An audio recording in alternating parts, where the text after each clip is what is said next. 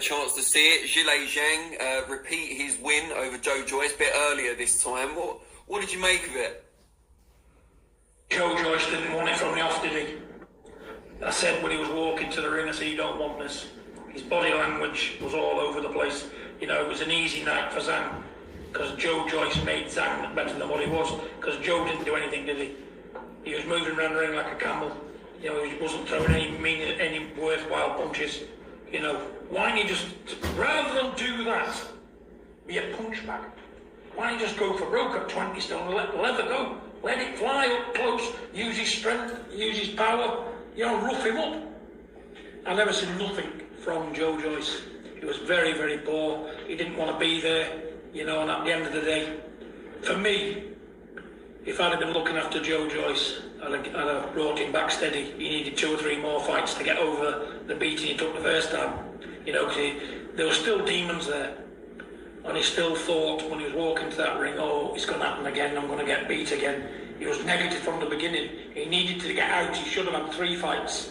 Built his confidence back up, took him back to the drawing board and worked on what he was good at. Because that Joe Joyce, there's a better Joe Joyce than that, because that was shocking.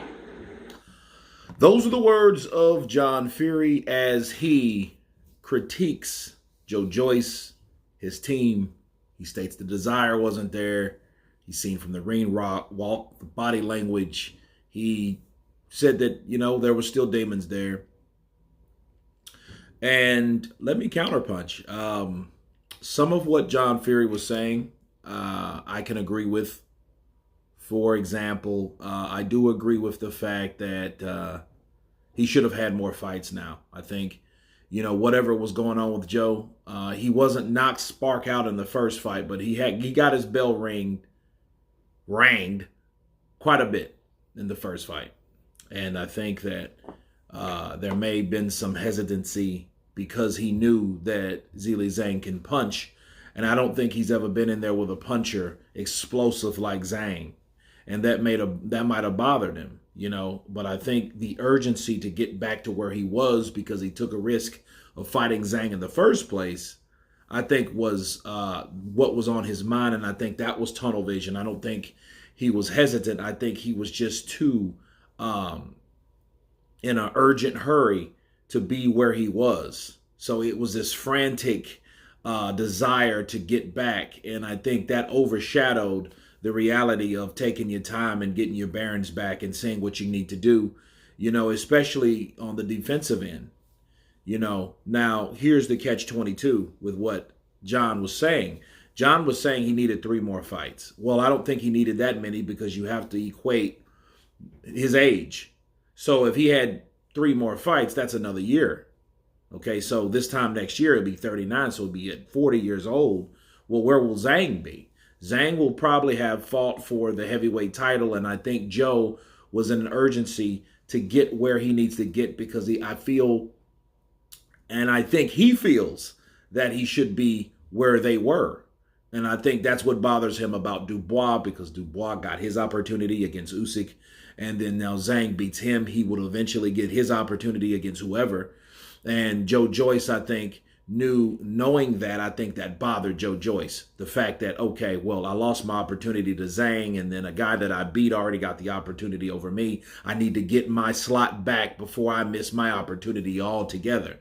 But what did that risk? Him fighting him again and putting it for missing it all together. So again, that's what it was. But if that was John, I think John would have taken time to allow Zhang to get a little older, you know, so he can be a little bit more right for the picking, okay?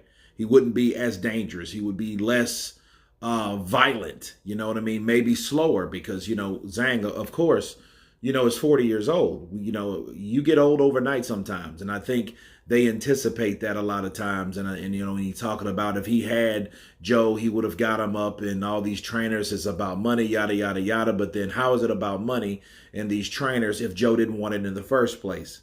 You know what I mean? At some point, you have to hold accountability to the fighter, okay, not the trainer. And I hate when people do that. But in this case, I do agree because there was no, I think that man might have been a language barrier because Ishmael Salas, his first language is Spanish, and I don't know how he would instruct someone that keeps getting hit with the same punch what and when to do. Okay, and I didn't see that with Joe Joyce in the first fight. I seen Joe Joyce repeatedly get hit with that straight left. And it was that straight left. Then it was that straight left. And in this case, he was that straight left. And he turned with the right hand and over because he was already in position to throw the right hook. And then it's like, okay, well, that might have some type of question. And I do wonder now, though, speaking of Ishmael Salas, will he keep Ishmael in his corner? You know what I mean? But he was knocked spark out. I think, if anything, Joe was trying to be worried more about getting hit, and I think he was worried about defense. But he is right. The punches that he threw really weren't hard punches. But in Joe Joyce's defense, from what John Fury said, I think the reason why he got caught because he was going for a punch himself. Okay, he's just not an explosive puncher. He's a consistent puncher. But back to what John is saying, I will have another part 2 to this because something I really want to mention with John Fury. But you guys tell me what you think of John Fury's critiquing and scolding of Joe Joyce. Of course, please subscribe. And you guys been Counterpunch. Peace.